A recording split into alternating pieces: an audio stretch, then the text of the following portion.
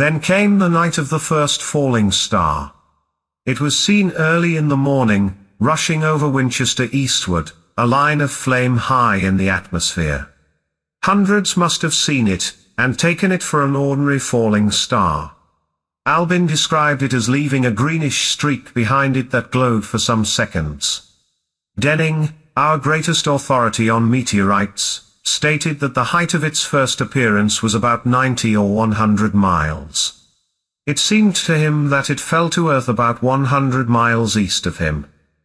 I was at home at that hour and writing in my study, and although my French windows faced towards Ottershaw, and the blind was up, for I loved in those days to look up at the night sky, I saw nothing of it.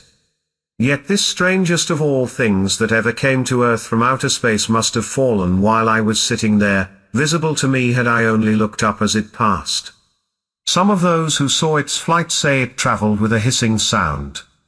I myself heard nothing of that. Many people in Berkshire, Surrey, and Middlesex must have seen the fall of it, and, at most, have thought that another meteorite had descended. No one seems to have troubled to look for the fallen mass that night. But very early in the morning poor Ogilvy, who had seen the shooting star and who was persuaded that a meteorite lay somewhere on the common between Horsell, Ottershaw, and Woking, rose early with the idea of finding it. Find it he did, soon after dawn, and not far from the sand pits. An enormous hole had been made by the impact of the projectile, and the sand and gravel had been flung violently in every direction over the heath, forming heaps visible a mile and a half away. The heather was on fire eastward, and a thin blue smoke rose against the dawn. The thing itself lay almost entirely buried in sand. Amidst the scattered splinters of a fir tree it had shivered to fragments in its descent. The uncovered part had the appearance of a huge cylinder, caked over and its outline softened by a thick scaly dung-coloured incrustation. It had a diameter of about 30 yards. He approached the mass, surprised at the size and more so at the shape, since most meteorites are rounded more or less completely. It was, however, still so hot from its flight through the air as to forbid his near approach. A stirring noise within its cylinder he ascribed to the unequal cooling of its surface, for at that time it had not occurred to him that it might be hollow. He remained standing at the edge of the pit that the thing had made for itself, staring at its strange appearance, astonished chiefly at its unusual shape and colour, and dimly perceiving even then some evidence of design in its arrival. The early morning was wonderfully still, and the sun, just clearing the pine trees towards Weybridge, was already warm. He did not remember hearing any birds that morning, there was certainly no breeze stirring, and the only sounds were the faint movements from within the cindery cylinder. He was all alone on the common. Then suddenly he noticed with a start that some of the grey clinker, the ashy incrustation that covered the meteorite, was falling off the circular edge of the end. It was dropping off in flakes and raining down upon the sand. A large piece suddenly came off and fell with a sharp noise that brought his heart into his mouth. For a minute he scarcely realized what this meant, and, although the heat was excessive, he clambered down into the pit close to the bulk to see the thing more clearly. He fancied even then that the cooling of the body might account for this, but what disturbed that idea was the fact that the ash was falling only from the end of the cylinder.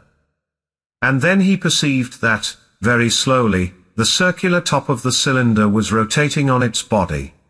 It was such a gradual movement that he discovered it only through noticing that a black mark that had been near him 5 minutes ago was now at the other side of the circumference. Even then he scarcely understood what this indicated, until he heard a muffled grating sound and saw the black mark jerk forward an inch or so. Then the thing came upon him in a flash. The cylinder was artificial, hollow, with an end that screwed out. Something within the cylinder was unscrewing the top. "Good heavens!" said Ogilvy. "There's a man in it, men in it. Half roasted to death. Trying to escape." At once, with a quick mental leap, he linked the thing with the flash upon Mars.